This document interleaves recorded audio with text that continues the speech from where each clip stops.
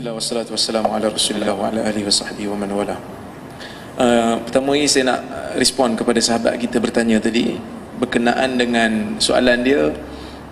Biasanya kadang-kadang yang baca hadis palsu ni ulama, kan ulama ataupun guru kita. Jadi kalau kita kritik dia, adakah bermakna kita mengkritik guru? Soalan yang mudahnya, tidak ada satu hadis pun yang melarang kita mengkritik guru. Kalau tak boleh kritik guru, Imam Syafi'i dia tak buat mazhab baru, dia akan ikut mazhab Imam Malik. Kerana Imam Malik guru dia. Kita bukan dilarang mengkritik guru, kita bukan disuruh dilarang mengkritik guru, kita disuruh menghormati guru. Tapi menghormati guru bukan bermakna kita membetulkan semua apa yang disebut oleh guru. Kalau kita tak boleh kritik guru, kita terpaksa terima apa saja yang keluar daripada mulut guru, walaupun bercanggah dengan Nabi, sedangkan Nabi juga adalah guru kita. Kalau guru kita ramai, seorang bagi macam ni, seorang bagi macam tu, kita terpaksa juga akan kata yang ni agak kurang tepat, yang ni tepat. Dua-dua guru, kerana kita belajar dengan banyak guru.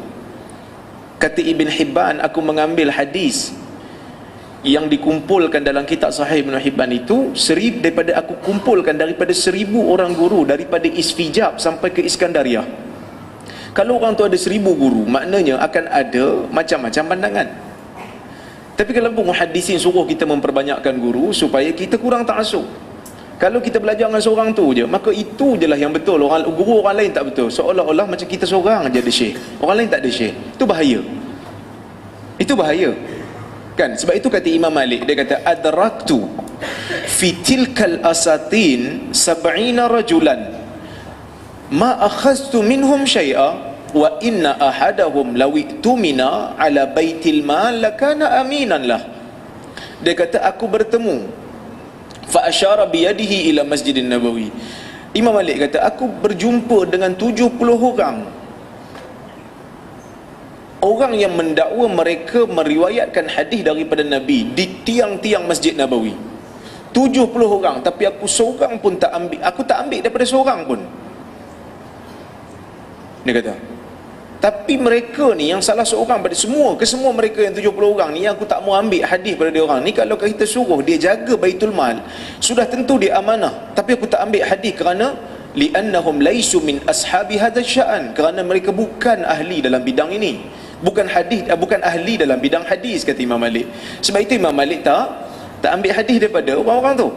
Tapi dia kata walamma qadima alaina Ibn Shihab Az-Zuhri kunna nasdahim ala babih. Tapi bila mana Ibn Shihab Az-Zuhri datang ke Madinah, kami berebut-rebut dekat pintu dia kerana nak mendengar hadis daripada dia. Isu nak mensahihkan ataupun mendaifkan hadis, dia tak ada kaitan dengan peribadi seseorang. Hadis adalah hadis, akhlak adalah akhlak. Satu orang walaupun akhlaknya baik, tersilap menukilkan hadis, kita kena beritahu, minta maaf ustaz, hadis yang ustaz sebut tu palsu, ulama sebut palsu. Kerana tanggungjawab kita nak membersihkan nama Nabi. Bila orang guru kita baca hadis palsu depan kita dan kita tahu hadis tu palsu, masa tu nilai cinta kita kepada Rasul lebih tinggi ataupun cinta kita kepada guru tu lebih tinggi, sehingga kita nak benarkan kata-kata dia.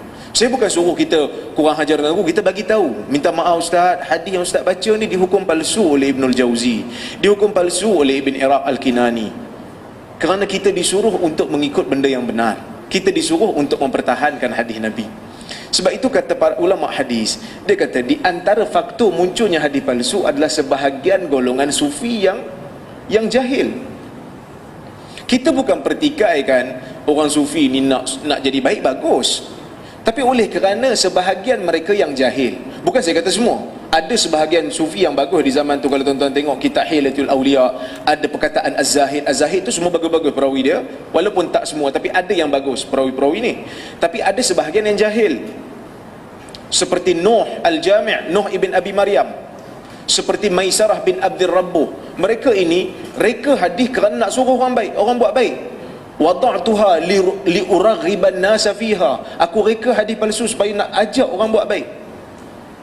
Niat dia baik, tapi cara dia tak kena. Sebab itu Imam Malik, dia pernah sekali dia ambil riwayat daripada Abdul Karim ibn Abi Auja. Abdul Karim ibn Abi Auja, Imam Malik ni terkenal seorang yang memilih guru. Dia tak akan ambil guru yang bermasalah daripada guru yang bermasalah. So Satu hari dia ambil riwayat daripada Abdul Karim ibn Abi Auja. Lepas pada tu dia terus tinggalkan, kerana dia tahu Abdul Karim ibn Abi Auja bukanlah seorang perawi yang thiqah. Dia kata apa? Gharrani kasratu bukaihi fil masjid. Aku ambil hadis daripada dia tu kerana pada awalnya aku terpedaya dengan sikap ataupun sifat dia banyak menangis dalam masjid. Dia orang baik. Dia orang baik. Dia banyak menangis dalam masjid. Tapi lepas dia Imam Malik ambil hadis daripada dia, baru Imam Malik tahu rupanya walaupun dia ni orang baik, tapi dia bukan ulama hadis, yang mana riwayat dia bermasalah. Sebab itu kita katakan mensahihkan hadis satu bab, akhlak kepada guru satu bab yang lain, satu bab yang berbeza.